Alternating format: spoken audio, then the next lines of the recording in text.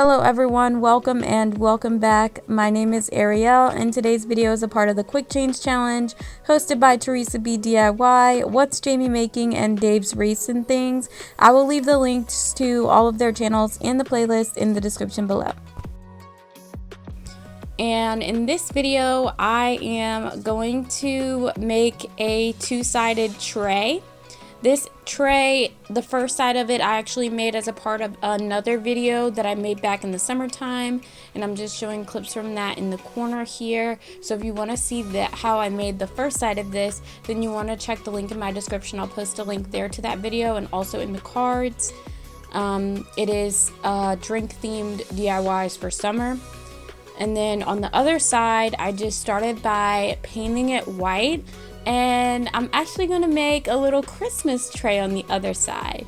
So I don't know for anybody else, but for me, when I was younger, a big tradition around Christmas time was making cookies for Santa the night before Christmas. And so we would do cookies and milk, and we would always sit it out the night before Christmas time for Santa. And I thought immediately, when I was going to participate in this challenge, I thought about flipping this tray over and making a little Christmas tray. Now, it doesn't necessarily have to be Christmas and cookies and milk for Santa, but this could just be a great tray to put cookies on for Christmas time. So it could just be Christmas cookies.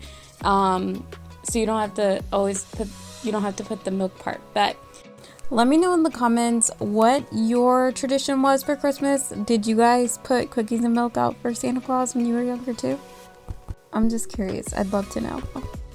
Here I'm just mixing together some of the red and the green Dollar Tree acrylic paint. That's just a hack for you guys. Those two colors mixed together do make a brown color, and I use that for the stem of this tree. At first I was going to draw cookies on there, but I don't know, when I got into the project I did not feel like painting cookies on here, so I just ended up with the tree.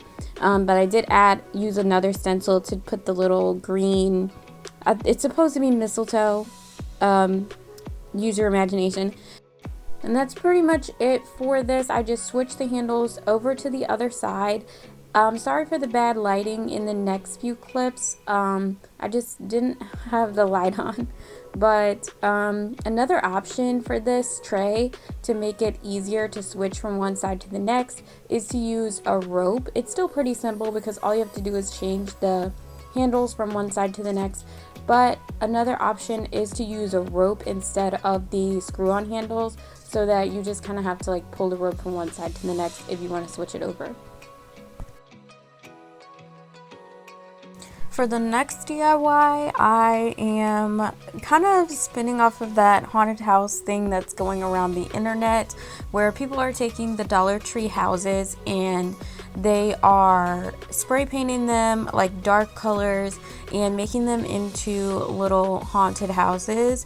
When I went to my Dollar Tree, they did not have the doll houses that everybody was using, but if you do have that in your Dollar Tree and you wanted to recreate this, that would be better to use, because the doll houses actually, they come apart. I saw in one video, one girl showed where they do come apart and they have two sides, so that would be much easier. But since I was just working with this little Christmas house that I got from the Goodwill for $3, I had to tape off one side after the other. So the first side, you already saw me paint that gray, and then the second side I painted in a satin white color. I spray painted it after taping it off. The reason why I chose white for the opposite side is so that it would match the rest of my Christmas village that I had already DIY'd last year. So last year I actually did something similar where I took a lot of houses from the Dollar Tree and from the thrift store and made them over to all match and create a little Christmas village for myself, using white as the base and then gold for the accents. So like for the roof of all the houses I put gold or white, but basically it was a theme of white and gold. and you'll see that in a little bit at the end when I stage this at the end, but that's why I chose white for the other side. And then for this side, for the haunted house side, I did a gray base. The roof was gold, I'm sorry, on both sides, and then all of the accents for the windows and the doors were black. And here I'm just adding a little bit of moss because I kind of like that look. When I looked on the internet and I saw some inspiration, I really like the ones that added moss. One last thing I want to mention though is definitely I highly recommend doing a solid color for the roof, especially if you're not using the Dollar Tree houses that come apart. On this channel, I do DIY, home decor, and home improvement projects on a budget, a lot of Dollar Tree hauls and Dollar Tree crafts and DIYs. So if you're interested in that type of content, I would be so happy if you guys decided to hit the subscribe button and stick around here with me for a while. Also, let me know in the comments what colors you guys would have used for the other side of this house, for the side opposite the haunted house. Would you have made it a Christmas house? Would you have made it all year round? Like, what colors would you guys have used? I'm interested to know. Also, let me know what was your favorite DIY. I always like to know that. And be sure to check out the links in the description for the host of this challenge and for the playlist to see what everybody else did. Thank you guys so much for watching. Have a wonderful day.